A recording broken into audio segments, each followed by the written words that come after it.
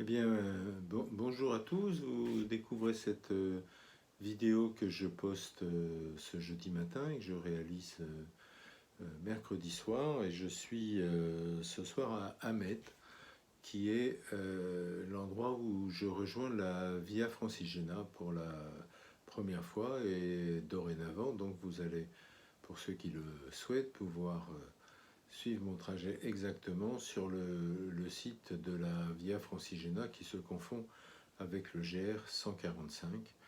Donc je commencerai à emprunter ce jeudi matin. Euh, Aujourd'hui, j'ai parcouru environ 25 km, peut-être un petit peu plus. C'est pas évident. Je pensais faire moins. J'avais pronostiqué 22 km, mais m'étais basé sur les trajets à partir des routes départementales. Et puis, j'ai eu l'idée de prendre plutôt des petits chemins, notamment des chemins de petite randonnée, ce qui a allongé la distance et allongé le temps à cause de la difficulté particulière de ces chemins. En effet, si hier le titre du film était plutôt Capitaine courageux dans la tempête, aujourd'hui il y a eu un petit côté Indiana Jones. Je parlais hier de la relativité du temps. J'avais déjà exprimé et également la difficulté de percevoir ce que les mots pouvaient vouloir dire entre aller tout droit et suivre un chemin qui ne va pas forcément tout droit à lui. Et aujourd'hui, j'ai découvert, sans vraiment m'attendre à ce sujet, la difficulté à interpréter le libellé d'une carte. Je m'adresse particulièrement à ceux d'entre nous qui regardaient cette vidéo, qui est des urbains. Bon, pour nous, une rue, c'est quelque chose. Eh bien, vous verrez sur des photos qui sont en dessous de cette vidéo que à Lisbourg, la rue de Grimboval, ça tient du sentier dans la forêt amazonienne. Et ça ne ressemble pas du tout à la rue des Dames dans le 17e arrondissement avec des bistrots de chaque côté. Non. Euh, Quant au chemin de petite randonnée qu'on emprunte à Fontaine-les-Boulances, moi j'ai plutôt eu l'impression de remonter le cours d'un torrent à sec, donc avec un dénivelé très important, de la boue, des cailloux qui glissent sous les pieds, mais de chemin, je n'en ai guère vu. Et puis ensuite, en arrivant sur le plateau, bon, c'est moins escarpé, mais avec des herbes jusqu'à mi-mollet, bah, si on arrive à faire du 2,5 km à l'heure, c'est le bout du monde. Bon, voilà les petites difficultés du jour, mais comme dit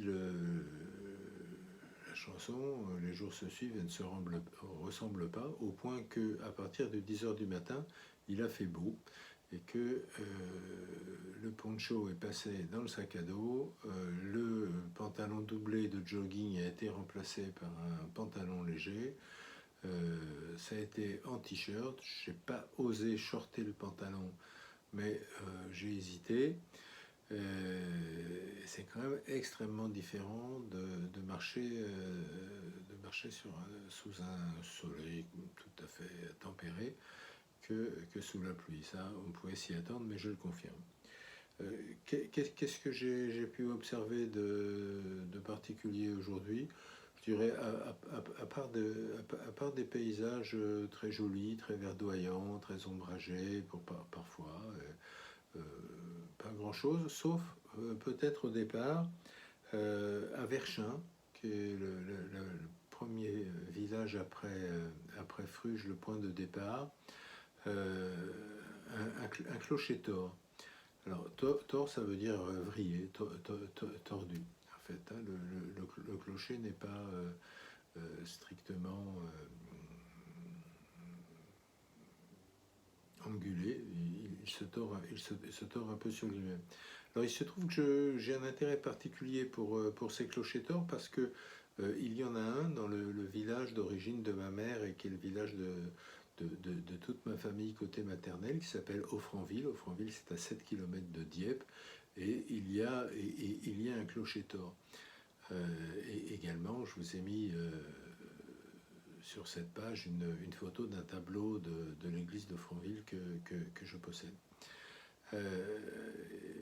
Et souvent, il y a des interrogations sur le pourquoi de ces clochers-tors.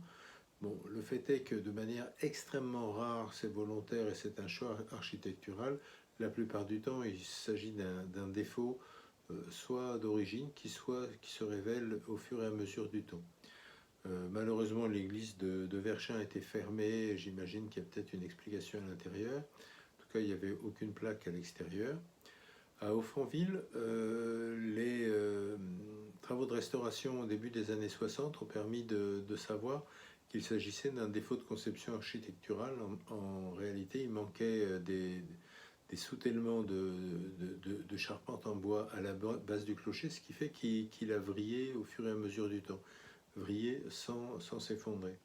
Dans d'autres cas, on parle de bois insuffisamment séché qui a servi à la charpente et qui a provoqué au fur et à mesure du temps cette vrille. Bon, c'est un point curieux. Et puis, je voulais finir en parlant de mon point d'arrivée à la ferme des Deux Tilleuls à Hamet, pour vous dire quand même que c'est la première fois ce soir que je suis vraiment accueilli par des gens qui font profession d'accueillir les pèlerins de la Via Francigena. Et Colette et Jean-Baptiste sont des gens absolument charmants qui m'ont fait partager leur repas. Et quel repas, des crudités en entier, un espèce de ragoût de pigeon absolument délicieux, une tarte au citron, tout ça avec une bouteille de vin sortie de